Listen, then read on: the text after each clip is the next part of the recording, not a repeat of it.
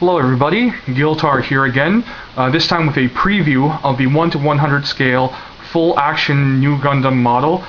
And actually it says below Nu-Gundam, it says fin funnel equipment type. I think they mean fin funnel.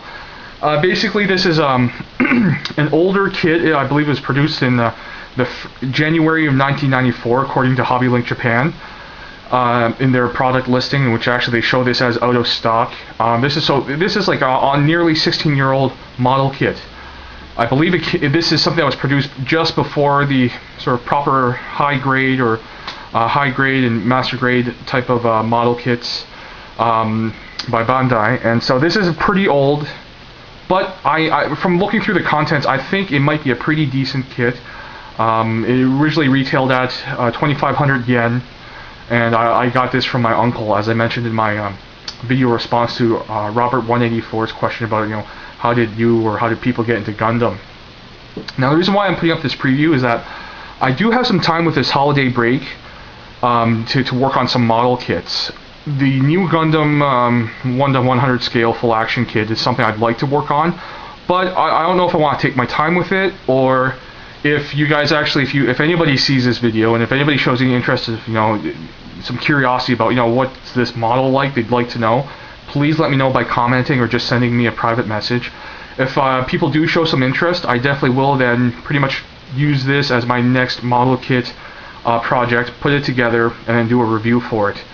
I don't know how much interest there would be in this, because I know a lot of these sort of maybe younger fans are more interested in the modern model kits than the high grade and master grade model kits and perfect grade model kits that have been made in the last couple of years.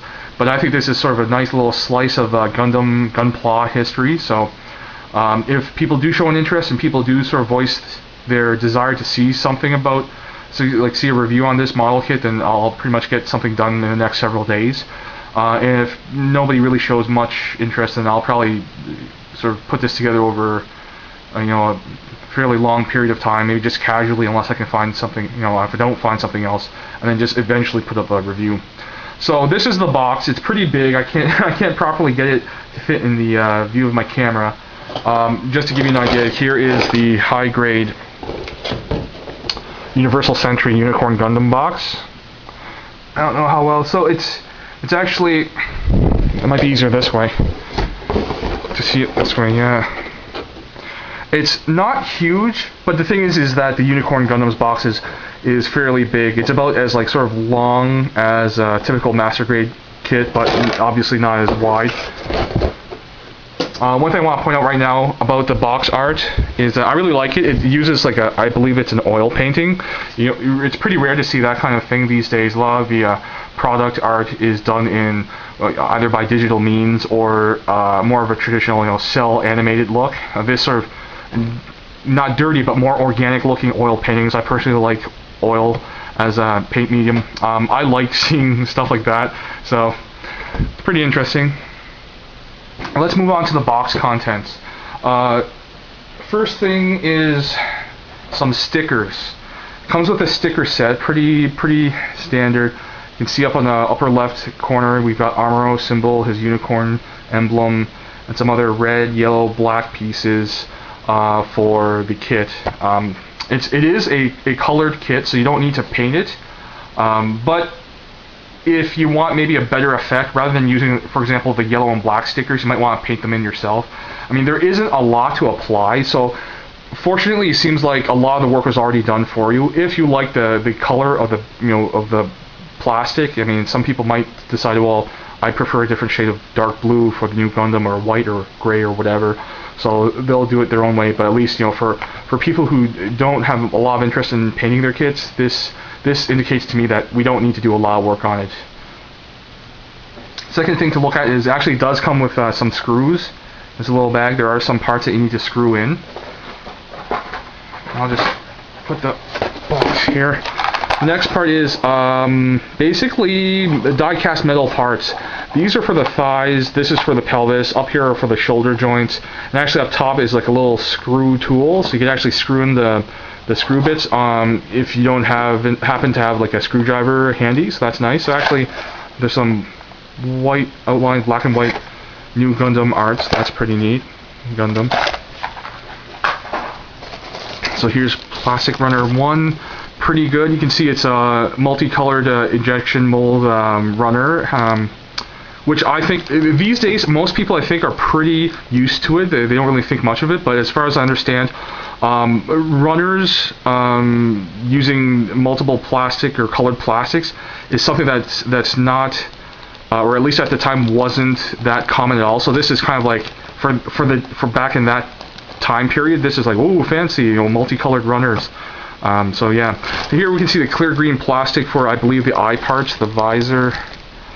Some light gray bits. The hands themselves are these, I think, 3 components. So there are actually signs of articulation. Oh, here's some fingers. Basically, you have an articulated, I think, finger, index finger, and then the pinky ring and middle fingers are grouped together, so that it's kind of like some of the master grade kits where you can move the index finger or these 3 fingers, and maybe the thumb as well. So even in this fairly old kit, you know, 15, almost 16 years old, it has hand articulation for a 1 to 100 scale model. So that's pretty neat. Some yellow bits here, chest vents, V-fin. These red parts, I believe, are for the Hyper Bazooka rockets. I think these go on the shield where you can store extra rockets or something. 2 white runners, some fin funnel parts, leg armor parts. The same up here, maybe some skirt parts. Dark blue runners for the back parts or the other parts of the fin funnels, other leg components. I think these are the feet. Alright, so actually we see a polycap runner. I think these might be parts for the beam rifle, these dark blue ones, the chest, front and back pieces. And finally, oh, what do we have here? It looks like one of the parts actually snapped off, but fortunately looks like the nubs came up with it, so they're intact. It didn't damage the actual plate, so that's fine. Big shield up here. The helmet here, it looks like a 2-piece, front and back. Parts of the Hyper Bazooka, looks like this might be the front skirt, or maybe the back skirt. Beam rifle parts, Hyper Bazooka, and that's it. So all in all, a pretty basic set from what I can see. Let's take a look at the instruction manual. Pretty basic. It's the Nu-Gundam 1 to 100 scale, full action. We see a reproduction of the cover art here. On the back we have a rundown of all the runners. One thing you'll notice that in these runner photos, it shows like these, it looks like with the stickers, or maybe somebody painted over them. The beam saber here, for example, the blade in the runners is pure white. Here somebody must have painted them with pink. So it's kind of like, it doesn't actually show you exactly what you get because it does show colored parts. But it does look like from just a glance, we don't have a lot to do if we don't want to paint it. Down here is a photo of the completed model with all the spiffy stickers or paint applied. And here we have on the left side just a basic, I think, bio and stats of the Nu-Gundam. A lot of different things here. Arm saber, leg thruster. Again, we see fin funnel instead of fin funnel. So that's pretty cool. Looks like it's the art from Char's Counterattack, I guess. On the right we have some black and white instructions. 1, 2, 3, 4, 5 pages, and not even the 5th page isn't even a fully fledged instruction page. A lot of it's taken up by text and a photo. So I mean, 5 pages of instructions, not too complicated at all. Pretty standard. Like I'd say a modern day high grade Universal Sentry or high grade kit is on par with that complexity. My one concern, actually, now that I'm looking at the model and its components with more scrutiny, is that it seems like it's a fairly basic build. So the kit itself seems like it could be very not fragile, but it seems like a lot of like the limbs, for example, could be mostly hollow, and what isn't hollow will have like polycap joint parts to take up some space, and then we have those die-cast metal parts in the thighs, pelvis, shoulders, and I'm thinking it might come across into some balance issues. So that's something I'll find out soon. So anyways, that's the review, or preview rather, of the full action model kit here. So if anybody's interested, please let me know, give me a comment, send me a private message, and again, if I do see some interest, I'll be putting up this as probably my next review.